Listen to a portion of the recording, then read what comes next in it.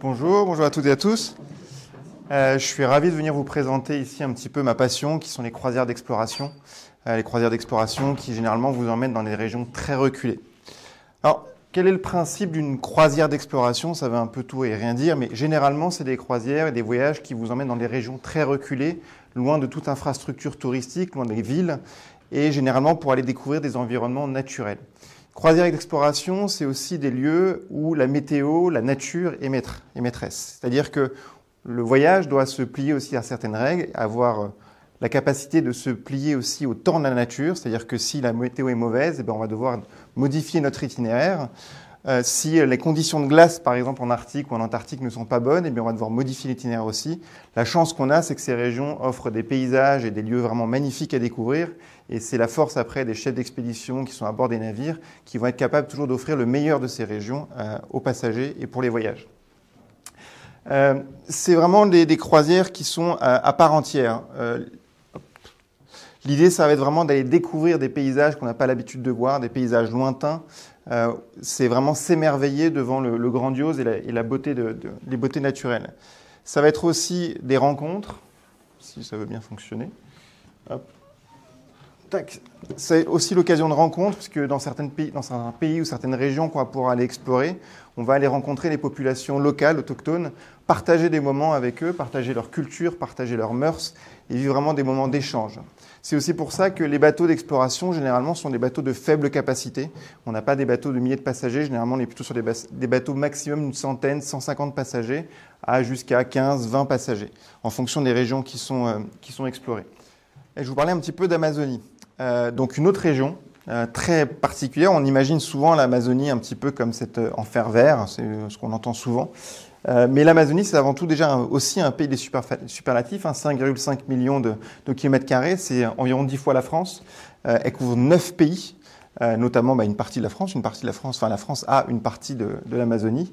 Nous, celle qui nous intéresse aujourd'hui, c'est la partie brésilienne, avec notamment l'Amazone. Donc, on a l'Amazone qui prend sa source sur l'altiplano, environ 5000 mètres. Il fait 7000 km, 209 000 mètres cubes par seconde. Alors, à titre de comparaison, je regardais, la Seine, c'est 500 mètres cubes par seconde. Donc, voilà, ça fait une petite différence de 400 fois. C'est assez intéressant. Jusqu'à 40 km de large, c'est-à-dire que vraiment, ça donne l'impression d'un fleuve-océan. C'est-à-dire qu'à période des hautes eaux, on peut être d'un côté du fleuve et pas du tout voir l'autre bord. Donc, on a vraiment l'impression d'être en haute mer. Ce qui est assez intéressant aussi, c'est que ça offre une faune assez particulière et des poissons carnassiers, ce qu'on n'a pas dans nos fleuves à nous, et ce qui fait qu'on a des poissons qui sont extrêmement bons. Généralement, on dit le poisson d'eau douce n'a pas très bon goût. Là, le poisson d'eau douce d'Amazonie est exceptionnel. 40 000 espèces végétales, ça représente 10% des espèces connues dans le monde. C'est pas mal. 2200 espèces découvertes depuis juste 1999 ou 95.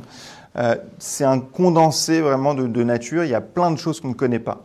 Et c'est ce qui rend aussi cet endroit si fascinant.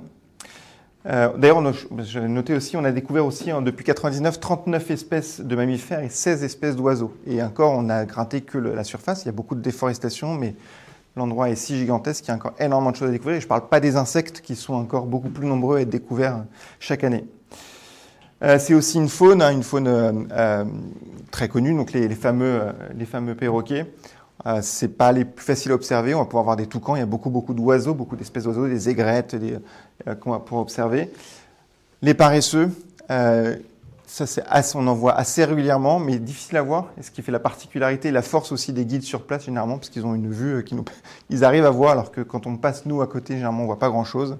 Mais voilà, ça, c'est quand même c'est intéressant. Des rencontres aussi avec les populations locales.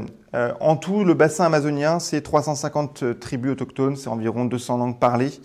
Juste en Amazonie brésilienne, c'est environ 200 tribus.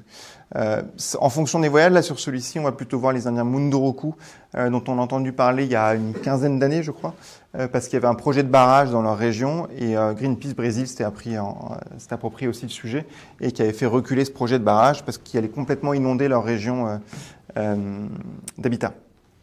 Mais voilà, les communautés indiennes sont extrêmement installées.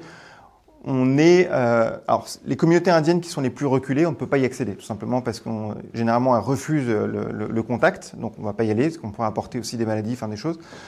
Les tribus aujourd'hui sont aussi, elles aussi, en 2025, c'est-à-dire que les tribus ne sont pas restées, celles qui sont en contact en tout cas avec les villes, perpétuent leurs mœurs, perpétuent leur culture, partagent leur culture, ont leurs rites. Mais voilà, après, on est en 2020, 2025, c'est-à-dire que dans certaines tribus, il peut y avoir, généralement, c'est un générateur électrique, il peut y avoir une télévision, il y a des téléphones portables, donc ouais, ça aussi, il faut se le dire. On n'est pas il y a 100 ans. Les tribus aussi vivent aujourd'hui en 2025, comme dans d'autres pays, en Nouvelle-Zélande, les Maoris se sont aussi appropriés leur terre et vivent aussi selon leur culte et leur culture, et ils le reproduisent, mais ils ne sont plus habillés de la même manière. Quelque chose que j'aime bien préciser. Dans quelle région va-t-on ? Vous avez ici donc le Brésil, Manaus qui est la capitale, la plus grande ville du nord du Brésil et de l'Amazonie, donc avec 3,5 millions d'habitants. Et nous on va aller à Santarém. Vous avez Belém ici qui est l'estuaire, qui est là où le fleuve Amazone se jette. Et nous on va aller à Santarém, cette ville de 300 000 habitants qui va être le point de départ des croisières. Pourquoi ? En fait, ici, vous avez l'Amazone, avec ses eaux jaunes, limoneuses, marron, qui est assez connu. Et puis, vous avez ici cet affluent qui s'appelle le Tapajós. Et le Tapajós, il a la particularité d'avoir les eaux bleues. Les eaux bleues, transparentes. C'est des eaux qui sont relativement acides, ce qui fait qu'on a peu d'insectes, ce qui fait qu'on a un petit peu moins de faune, mais en tout cas, on n'a plus du tout les mêmes paysages, parce que ça va créer des érosions et on va avoir beaucoup de plages de sable blanc. L'Amazone a un côté un peu plus boueux. On a des paysages qui sont très différents, et sur le Tapajós, et c'est pour ça qu'on appelle cette région les Caraïbes de l'Amazonie, parce qu'on va avoir du sable vraiment très très blanc. Et c'est ça qui rend cette région tout à fait particulière, c'est-à-dire qu'on est au cœur de l'Amazonie, avec cette forêt qui est impressionnante, luxuriante, même si on sait que le sol amazonien est très infertile, c'est pour ça que la déforestation est si problématique d'ailleurs, parce qu'un arbre coupé met des centaines d'années à repousser. Mais voilà, on a ces plages de sable blanc, ces eaux bleues, et on est au cœur de l'Amazonie, et c'est ça qui est tout à fait incroyable. On peut s'y baigner, l'eau est chaude et c'est très agréable, et on va pouvoir aller l'explorer avec les petits canaux en aluminium pour se rapprocher un petit peu, pour aller s'enfoncer dans ce qu'on appelle les petits igarapés ou dans les dédales d'îles que propose le fleuve. Ça, c'est l'Amazon Dream, donc c'est le bateau à bord duquel vous serez pendant ce voyage, qui va vous permettre de découvrir ces plages aussi. On va pouvoir donc aller manger, explorer la forêt, et découvrir. Alter do Chão, qui est un point d'escale, c'est une toute petite ville qui est à côté de Santarém, mais qui est devenue un coin très connu aujourd'hui de beaucoup de Brésiliens. Quand le bateau, l'Amazon Dream, a commencé à naviguer en 2006, c'était un coin qui était vraiment inconnu. Aujourd'hui, c'est devenu un petit peu le coin un peu à la mode pour beaucoup de gens de São Paulo. Il faut savoir que l'Amazonie, les Brésiliens, y allaient très peu en touristes. Enfin, c'était pas du tout une région qui les intéressait. Aujourd'hui, l'Amazonie devient une région un peu plus touristique avec un tourisme local et interne. Donc voilà, donc les plages de sable blanc, on va pouvoir se beacher dessus, donc on va poser le bateau dessus, passer la nuit. Encore une fois, très peu d'insectes à cette époque de l'année, ce qui est extrêmement agréable. Le fleuve, il y a toujours un petit air marin, enfin presque marin, alors c'est pas le terme qui est le plus adapté, mais c'est tellement grand que finalement on a l'impression d'être en mer, donc on a ce petit air, et toujours voilà, ces contrastes entre la forêt et les plages de sable blanc. On va aussi découvrir bien sûr l'Amazone avec du coup ces eaux un peu plus limoneuses mais qui sont aussi chargées de vie. C'est là où on verra le plus d'oiseaux, le plus de faune. Là on a là c'est ce qu'on appelle un boy, c'est un bœuf mais c'est de l'élevage. On va pouvoir aussi voir les techniques de pêche partagées par les guides et aussi par les communautés locales. Découvrir ces arbres gigantesques, le Sumaúma ici où il faut une vingtaine de personnes pour en faire le tour, qui sont des arbres gigantesques. Et puis aussi découvrir la vie autour du fleuve. Le fleuve, c'est le cœur de la vie de l'Amazonie. C'est par là que passe la nourriture avec les bateaux. C'est par là que les enfants vont à l'école. Ils ont des bateaux écoles qui vont les chercher dans les communautés pour les emmener dans les écoles. C'est là que les marchands passent. Ils vont vendre leur poisson qui a été pêché. Donc toute la vie tourne autour du fleuve. Et donc au fil de la navigation, eh bien, on va rencontrer des gens. On va croiser aussi différents spectacles avec ici un petit peu de bétail qui est sur la petite annexe. Donc voilà, c'est ça aussi qu'on va pouvoir découvrir.